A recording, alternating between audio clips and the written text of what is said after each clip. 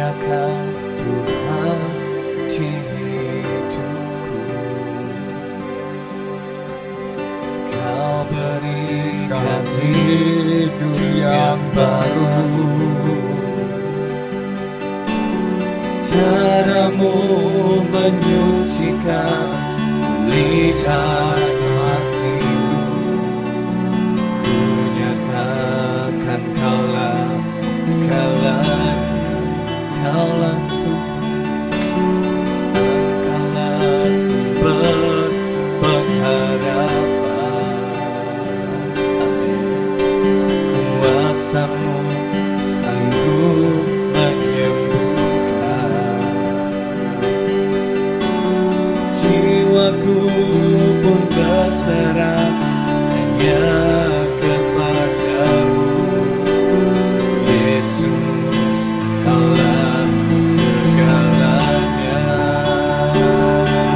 Sebab karena salib-Mu kami ada, karena salib-Mu ku hidup, karena salib-Mu ku menang.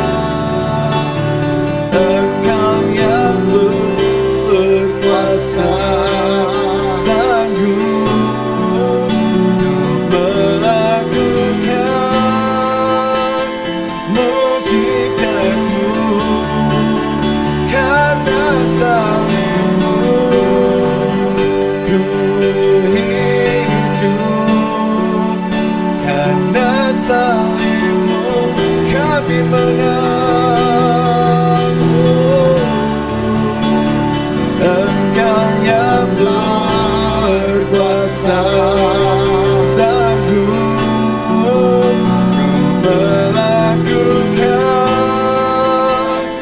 mujizat-Mu di hidupku. Malam hari kami nyatakan Engkau satu-satunya dalam hidup kami, Tuhan. Hanya Kau Tuhan di hidupku. Amin, amin. Kau berikan hidup yang baru. Caramu menyucikan, pulihkan hatiku. Katakan Kaulah segalanya, Kaulah sumber, Engkaulah sumber pengharapan. Kuasa-Mu sanggup menyembuhkan. Amin. Jiwaku pun berserah hanya kepadamu. Yesus, Kaulah segalanya.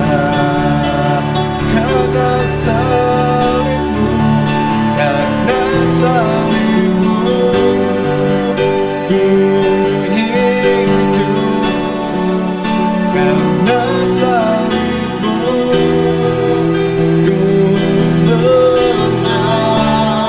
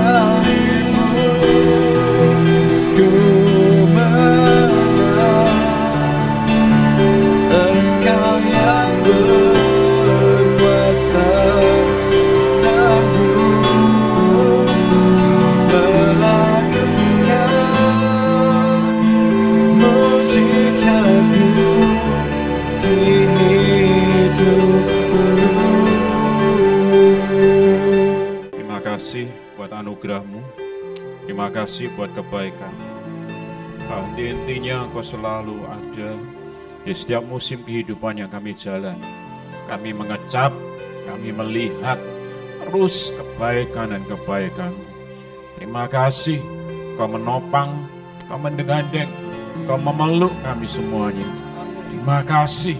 Kami tahu ini anugerah, kami tahu ini kemurahan, kami tahu ini kasih karunia-Mu yang begitu luar biasa pada kami semuanya. Tanpa syarat Kau lakukan itu ya Bapa yang baik. Tanpa alasan Kau lakukan itu buat kami semuanya. Karena satu-satunya karena Kau yang mengasihi dan mengasihi dan mengasihi. Terima kasih. Ya firman-Mu malam hari ini meneguhkan, menguatkan, mengingatkan kami di dalam perjalanan yang kami akan terus lalui. Di setiap musim yang akan terus kami jalani. Bahwa ada Tuhan yang senantiasa Immanuel. Tidak pernah berubah. Dahulu, kemarin, hari ini, bahkan sampai selama-lamanya. Terima kasih ya Bapa. Di dalam nama Yesus, mari sama-sama katakan, amin, amin, amin, amin. Silakan duduk Bapak Ibu. Haleluya, puji Tuhan. Terima kasih Brother Lukas. Luar biasa. Puji Tuhan. Ya, Puji Tuhan. Haleluya. Puji Tuhan. Mestinya saya bulan lalu, tapi karena kemurahan dari Boksu, dari Pak Guana, saya mundur ke bulan ini. Ya karena mundur maka ada sesuatu yang saya sampaikan berbeda. Sebetulnya kalau bulan lalu saya bicara tentang mujizat, tapi lain kali aja bicara mujizat. Saya 3 minggu lah saya terima buku ini. Ini sudah pernah baca? Buku lama ini. Nah ini baju kuning ini.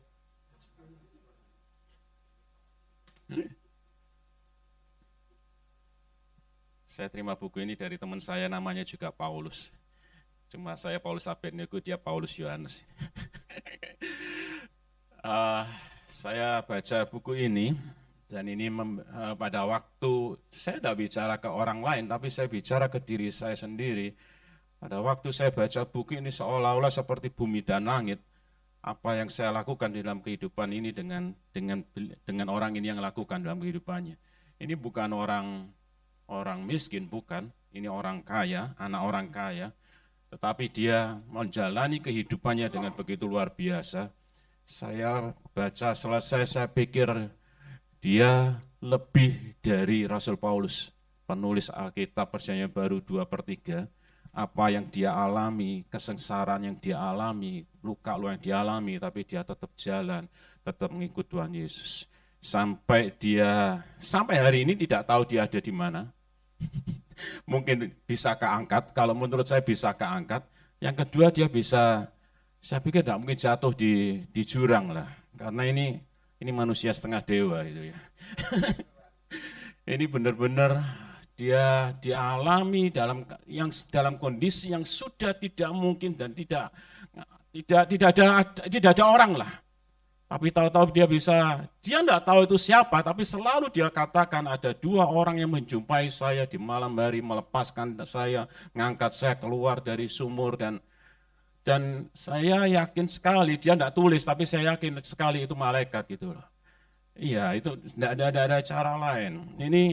Ini benar-benar manusia, seperti Rasul Paulus katakan, hai maut di mana sengatmu? Diracun sama keluarganya sendiri. Tetap jalan, tetap hidup. Nah, saya compare dengan hidup yang saya jalani. Kemudian saya teringat dengan ayat ini, Roma 10:9. Saya setuju dengan yang Pak Guana sampaikan bahwa pada waktu kita pertama kali berjumpa dengan Tuhan Yesus, maka kita disapa sebagai anak. Tapi dalam menjalani kehidupannya, seringkali Pak Guana katakan jangan menjadi yang biasa-biasa saja. Kita akan menjadi biasa-biasa saja pada waktu kita tidak membawa hati kita ini untuk masuk sebagai dia Tuhan, dia Raja atas hidup kita. Nah seringkali di sini kan sampaikan bahwa kita ini kingdom, kerajaan, dia Raja. Dia Raja. Wahyu katakan di Wahyu 19 katakan dia Tuhan dan Raja atas semuanya itu.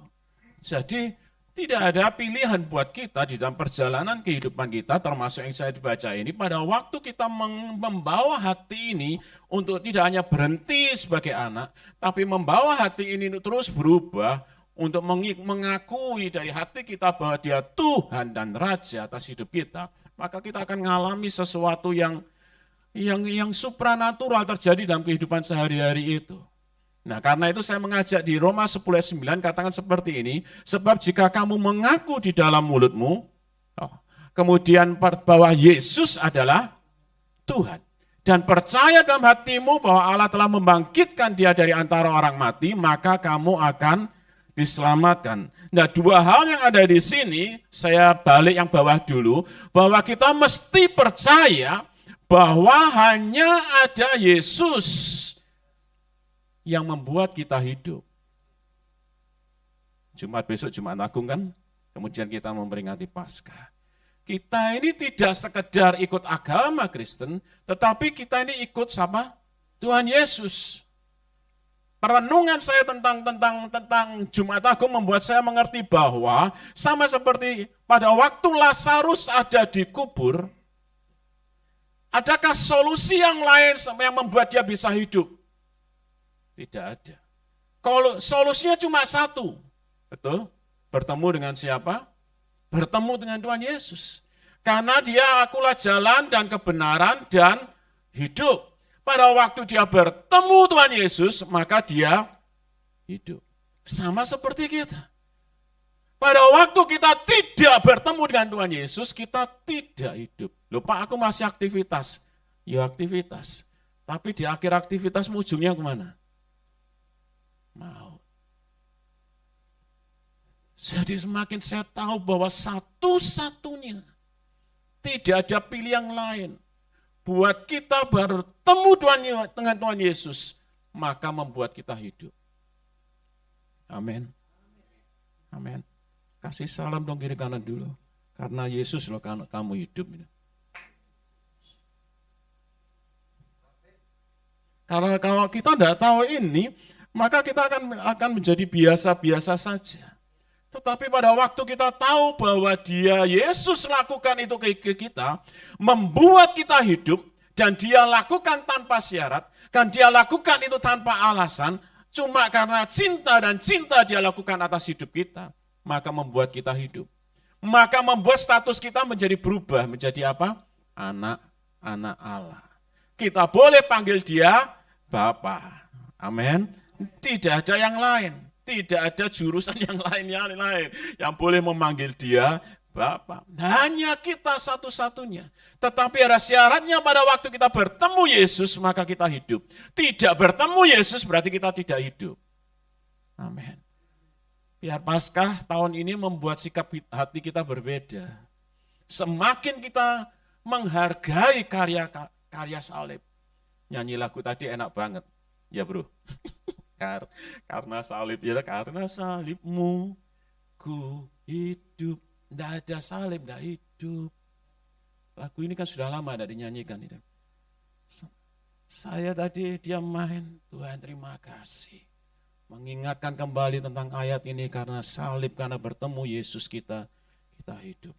Tapi tidak boleh berhenti di sini. Ayat ini katakan bahwa kita mengaku Yesus adalah Tuhan. Dia Tuhan, bahasa Yunani adalah kurios. Dia jadi penguasa tunggal atas hidup kita. Saya pelajari tunggal ini artinya apa? Di tunggal ini dengan yang terutama beda. Setuju enggak? Kalau terutama maka ada nomor 2, nomor 3, nomor 4 dan sebagainya. Tetapi kalau kita ngomong tunggal berarti satu-satunya. Amin. Satu-satunya, tidak ada yang lain. Satu-satunya, tidak ada pilihan yang lain. Yes.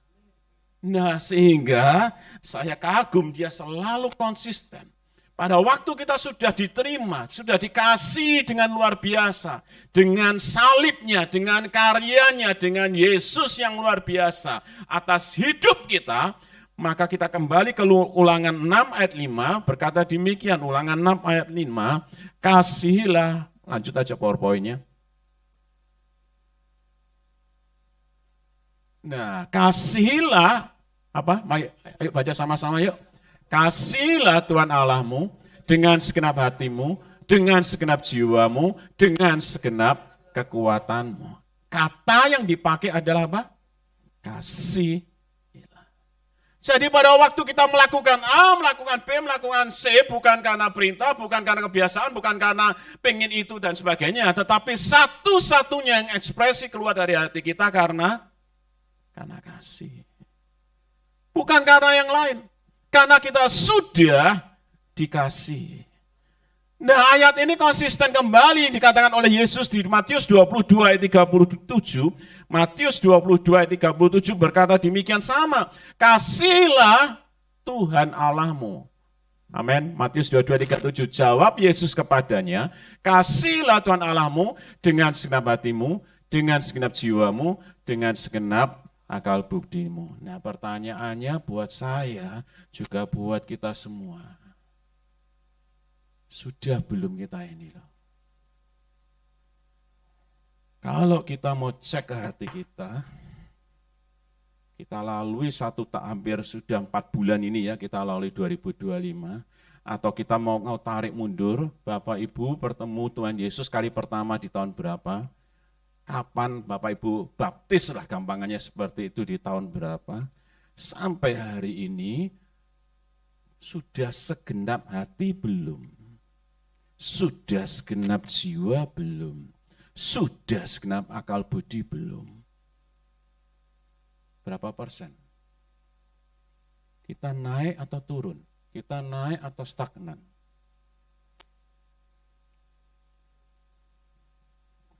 Saya sempat WA sama Pak Guana, tidak mudah jalani kehidupan. Kalau bahasanya Pak Guana perlu endurance ya, ketahanan. Untuk terus tekun. Tetapi kita mesti cek. Kita datang, seringkali kita ini orang Kristen cuma diajak untuk berpindah dari satu pergumulan A ke pergumulan B ke pergumulan C. Tapi kita tidak pernah cek hati ini, bahwa hati kita ini semakin mengasihi dia, tidak. Ya apa iya loh?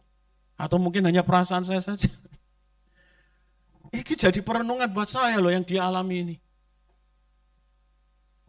Gila, mengalami benturan seperti itu, tapi dia terus jalan. Dia terus jangkau jiwa-jiwa, dia terus lakukan ini, dia terus lakukan itu. Di tengah kesakitan, di tengah apapun, tapi dia terus lakukan loh. Keluar dari penjara, langsung pergi lagi ke tengah alun-alun. Cari orang lagi, khotbahi lagi. Ya ampun. Tapi kita seringkali loh, gak ono duit, gak ono beras nangis. Bener, ada waktu kita ngalami sesuatu, kita bisa pindah ya ke toko sebelah. Ya karena apa? Karena terima pengajarannya yang menurut saya kurang pas. Berapa banyak kita renungkan, enggak usah ke orang lain, tapi saya lihat ke diri saya sendiri loh. Hatiku ini semakin mengasihi dia atau tidak? Pikiranku ini semakin mengasihi dia enggak? Jiwaku ini semakin mengasihi dia enggak? Dibandingkan waktu kemarin. Enggak mudah ya. Tapi firman ini mengingatkan buat kita bahwa hidup yang kita jalani tidak sekedar bergumul dari satu A ke B ke C dan sebagainya, enggak. Tapi di tengah pergumulan apapun, pastikan hati kita semakin mengasihi dia dan mengasihi dia. Amin. Orang ini bisa berjalan sendirian di tengah hutan untuk mencapai suatu dusun. Dan dia lakukan itu. Dan mungkin karena bahasa saya sudah sakti ya. Di zaman itu kan banyak hewan-hewan liar dan sebagainya. Teman-teman cerita, mereka rasanya tunduk melihat dia gitu. harimau atau apa, lihat di ular, lihat semuanya tidak menyentuh dia. Karena dia terus bergerak.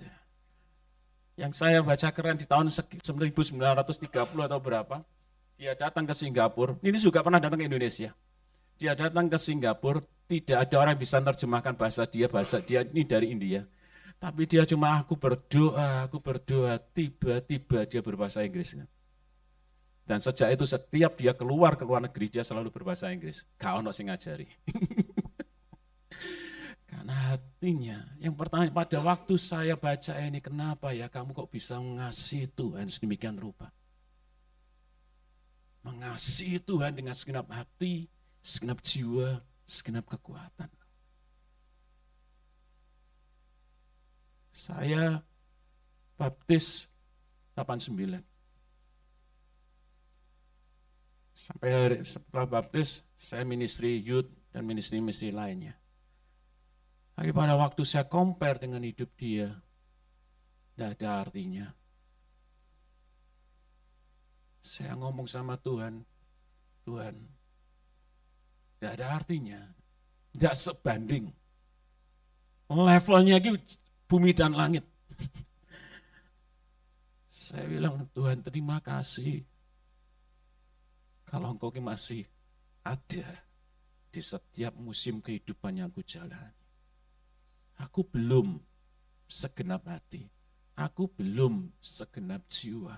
Aku belum segenap kekuatanku. Seringkali pada waktu menghadapi masalah takut, bimbang, khawatir dan sebagainya. Tapi dia terus jalan, dan terus jalan.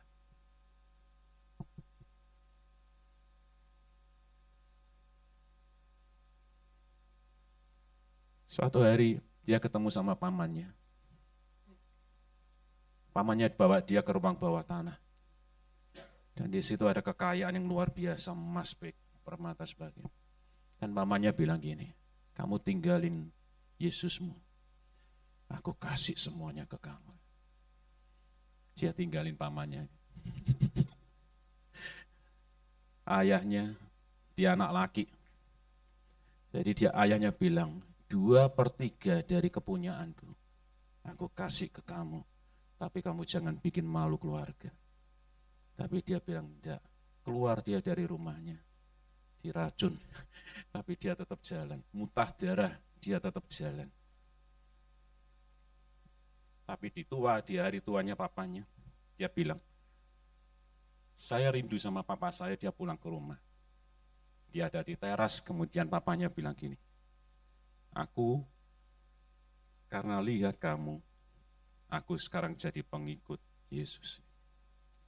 Yesus benar-benar Tuhan yang nyata atas hidupmu. Begitu juga atas hidupku. Dan dia lanjutkan omongannya. Apa yang pernah aku kasih, yang pernah aku ngomong, 2/3 dari kekayaanku aku kasih ke kamu. Aku kasih ke kamu sekarang. Dia terima itu, cerita ini dia terima itu bukan langsung berlinda. Dia bilang langsung, aku langsung berangkat ke Amerika. Karena itu doa dia pengen menjangkau benua yang lain. Ayat ini katakan, maka engkau akan mengasihi yang satu, membenci yang lain. Engkau akan setia yang satu, mengindahkan yang lain. Nah, hati kita ini akan bertempur di situ, bahwa kita menyerahkan hati kita kepada Tuhan, atau kita menyerahkan kepada mamon, pada sistem dunia ini. Tidak bisa netral. Pilihannya cuma 2 buat kita. Pada waktu kita tidak sembah Dia sungguh-sungguh, maka kita akan sembah yang lain. Ini yang harus kita pelajari sama-sama, buat saya pun juga seperti itu.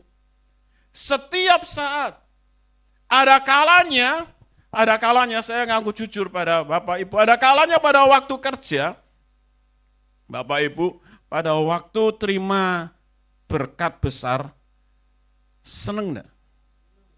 Seneng, sukacita. Sebetulnya secara jiwa lumrah ini. Tetapi seringkali akhirnya hati sukacita kita ditentukan karena berkat loh.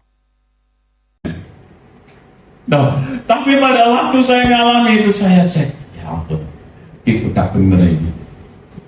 Hati hati ini menjadi damai dan sukacita karena lihat merah dan kuning. Ini saya ngomong jujur, kita mesti latihan. Mesti latihan. Makanya latihannya bagaimana? Tak seorang pun dapat mengabdi kepada Tuhan. Pilihannya di tangan kita. Pada waktu kita tidak segenap hati ke Tuhan, maka hati kita akan mengarah ke Mammon. Nah, saya ngajar seperti ini, saya share seperti ini. Latihan kita, ini sharing ya, latihan saya, kalau kita tidak mau mengarahkan hati kita kepada Mammon, tetapi ke Tuhan, langkah pertama yang harus kita konsisten adalah perpuluhan. 10% bukti ketaatan kita kepada Tuhan membuat kita bisa tunduk yang 90% itu kepada Tuhan. Pada waktu kita tidak bisa taat dengan 10% ini, impossible, omong kosong, kita taat dengan 90%. Boleh dicoba. Kalau kita tidak taat yang 10% ini, bagaimana mau kita taat yang 90%? Kalau kita tidak bisa mengelola yang 10% ini, mengandalkan Tuhan yang 10% ini, yang 90% juga tidak bisa. Makanya saya katakan, maka kalau kita bisa dipercaya 10%, maka kita akan dipercaya untuk Tuhan yang 90% untuk buat beli gandaan. Amin. Taatlah dengan 10% ini. Maka itu bukti bahwa kamu bisa taat pada yang lain. Kalau 10%-nya tidak bisa taat, yang 90% juga tidak bisa taat. Lupa kurang. Sejarah mencatat tidak ada orang yang berkekurangan karena memberi perpuluhan. Amin. Pasti itu. Mungkin Bapak Ibu tanya, beri ke siapa Pak perpuluhannya? Buat saya sederhana, patokan saya 2. Yang pertama, saya tanya Tuhan, saya mau kasih ke siapa di bulan ini. Yang kedua, kalau Bapak Ibu doa, gak ada jawaban, belum ada jawaban, bukan tidak ada, belum ada jawaban. Maka yang kedua yang jalan, buat saya loh ya, ini sharing buat saya. Yang kedua, di mana saya makan. Makanmu rohani ini di mana? Kalau kita makan di sebuah depot, kan harus bayar toh. Ini contoh sederhana aja. Nah, makan kita ini di mana? Makan yang membuat Bapak Ibu bertumbuh di mana? Bapak Ibu bertumbuh di sini, ya bayarlah di sini. Tapi poin pertamanya adalah tanyalah Tuhan. Oke? Amin. Ada 1001 alasan buat kita untuk tidak memberi. Tetapi Tuhan ada banyak cara untuk selalu memberi kita, melipat gandakannya. Amin. Ayo belajar sama-sama. Saya ngajar ke anak saya 10% harus perpuluhan. 10% harus tabung. 10-20%. Berarti masih 70%. 70% baru buat living costmu. Sekarang kalau Bapak Ibu lihat data di online, pinjol ini semakin banyak, triliun. Terus judi online juga triliun. Karena sistem dunia yang membuat orang kepincut tertarik ke sana. Supaya kita tidak tertarik, ya kita mesti ke sini ngelatih seperti itu. Bayar, bukan karena terpaksa, karena engkau mengasihi. Iya. Amin. Haleluya. Yang kedua, Matius 25:14. Sebab hal kerajaan surga seperti seorang petani berpergian ke luar negeri yang memanggil hamba-hambanya dan mempercayakan hartanya kepada mereka. Nah, kita ini cuma dipercaya, bukan pemilik. Kita dipercaya untuk mengelolanya. Matius 25:16 itu bagus sekali.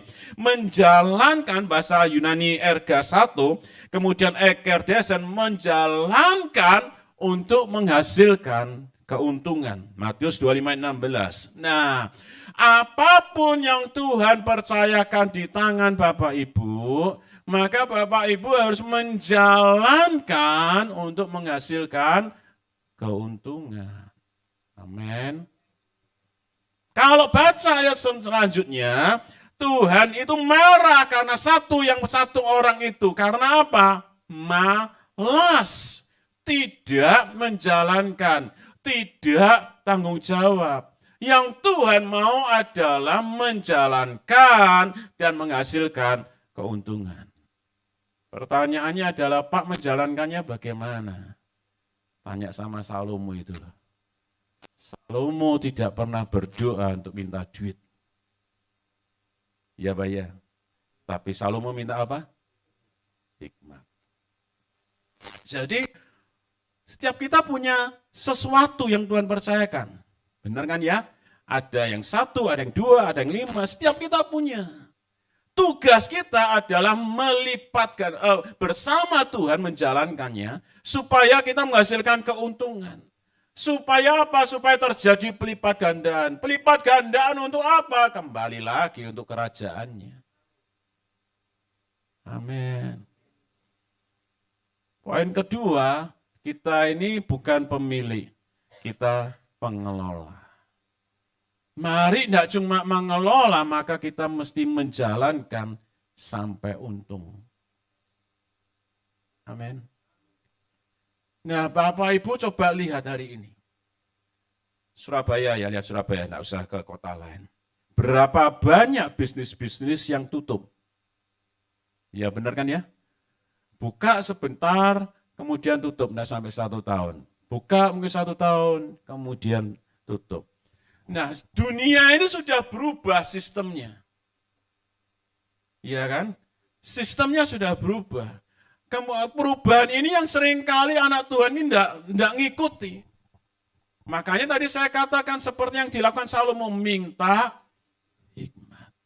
Apa yang kita lakukan dulu bisa, hari ini tidak bisa.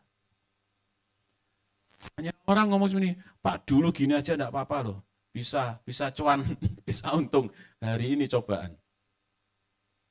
Iya Pak ya. Benar kan? Tapi pada waktu hikmat itu datang, maka Tuhan lakukan dan kita turut bisa terjadi sesuatu yang ajaib. Saya bertemu dengan seorang ibu, gak punya modal, suaminya di PHK. Yang dia lakukan apa? Dia cuma munculin di Facebook foto barang-barang. Dia tidak kulaan. Dia munculin produk-produk itu. Munculin di Facebooknya sampai dia doa. Saya sampai heran, tangan Tuhan itu selalu lihat. Tiba-tiba ada orang Irian, tiba-tiba orang Sulawesi hubungi dia. Cari barang itu dari Jawa kemudian suruh ngirim ke Sulawesi, suruh ngirim ke Papua. Dia tidak punya modal. Aneh ya, tapi nyata. Dia bilang aku tidak punya modal kok Pak. Saya cuma upload saja, posting foto-foto. Kemudian orang itu mau baru saya beliin. Baru saya kirim. Wih keren loh. Sampai hari ini dia lakukan seperti itu. Cuma karena dia sekarang sudah ada modal, pada waktu ada diskon, maka dia mulai ambil. Kemudian dia bisa ambil profit lebih lagi. Jadi Bapak Ibu, jangan batasi Tuhan dengan pikiran kita. Aku gak punya modal loh Pak, ya gak bisa. Enggak. Dia Tuhan yang selalu bisa bikin pelipat gandaan. Amin. Yang ketiga, yang tadi katakan jangan malas. Tapi kita mesti excellent. Lihat Daniel, lihat Yusuf, lihat contoh-contoh itu. Semuanya itu excellent. Semangatnya itu yang membuat saya kagum pada waktu membaca tentang histori mereka. Tapi yang terjadi hari-hari ini, senantiasa mulai zaman milenial ini, orang mudah untuk, ya sudah gini aja enggak apa-apa. Menyerah. Benar kan ya? Nah ini enggak ada. Mari kita mesti excellent. Terakhirnya kita terpengaruh di dunia kekristenan ini. Doa cuma 5 menit, pengen ndang cepet dijawab. Pak Agus doa loh Pak, berapa menit? 5 menit Pak. Pak Agus sudah doa 3 kali Pak, pagi, siang, malam waktu makan. Jalan. Kehidupan kekristenan tidak seperti itu ya. Amin.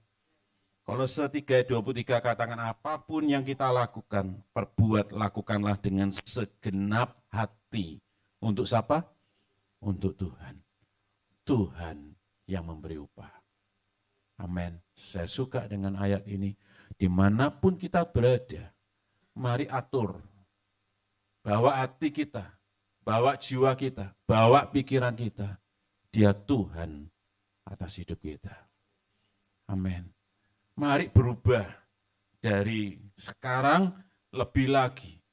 Mari cek presentasenya di hati kita. Aku ini semakin mengasihi dia atau tidak. Orang lain tidak bisa tahu loh. Kita bisa tetap melayani. Kita bisa tetap aktivitas secara pelayanan sosial atau apapun. Tapi yang bisa tahu adalah diri kita sendiri sama Tuhan. Hati ini semakin mengasihi dia tidak. Makanya saya beri contoh di sini. Salah satu contohnya pada waktu kita mengasihi Tuhan, yaitu bagaimana kita mengelola uang kita. Amin. Iya, bagaimana kita mengelola uang kita. Karena tadi ayat ini katakan, kamu mau ke Mamon atau ke Tuhan. Pada waktu kita tidak mengelola dengan benar, tanpa kita sadar, maka kita sudah ke Mamon. Mari terus bawa hati ini. Saya rindu sekali Bapak Ibu doa untuk Paskah, untuk Jumat Agung besok. Minta Tuhan revelation apa, perwayaan apa. Untuk membawa hatiku lebih lagi mengasihi dan mengasihi Engkau. Amin. Apapun boleh terjadi, persoalan boleh terjadi, tapi terus maju dan maju. Saya setuju sekali dengan yang Pak Guana sampaikan. Jangan jadi Kristen yang biasa saja. Amin. Saya pernah sampaikan dari Roma, seluruh makhluk menantikan, menunggu saat anak-anak Tuhan menyatakan kemuliaannya. Siapa yang bisa menjamah mereka selain kita yang dipakai Tuhan? Amin. Ayo terus bergerak. Yes, ayo terus bergerak. Amin. Apapun latar belakangmu, jangan berhenti. Saya baru dengar kesaksian dia, orang Amerika. Dia hari ini dipakai, seorang wanita, dia hari ini dipakai untuk menjangkau ribuan wanita, bukan Lady Baker Pak, aduh namanya siapa ya. Dia terus menjangkau wanita-wanita, melengkapi. Tapi kalau tahu latar belakangnya, dia kecil, SD, bukan SD, teenager remaja. Dia datang ke tempat fitness, di situ dia diperkosa. Ada alasan buat dia untuk mengakhiri hidupnya, dan dia memang mau mengakhiri hidupnya. Tapi kemudian dia berjalan terus, saat dia mau sudah dewasa, dia ngadepi lagi kehidupan ditinggal oleh pasangan hidupnya. Tapi dia bilang itu bukan alasan saya untuk nyerah. Dan hari ini dia dipakai untuk menjangkau wanita-wanita. Keren. Masa lalu yang seperti itu tapi tidak membuat dia terpuruk kemudian nyerah. Amin. Jadi Tuhan tetap dan terus mengasihi kita. Siapapun kita, masa lalu kita bagaimana. Ayo terus maju, bawa hati kita untuk terus semakin penuh segenap hati, segenap kekuatan, segenap jiwa untuk Dia. Amin. Mari nyanyikan lagu ini. Karena salibmu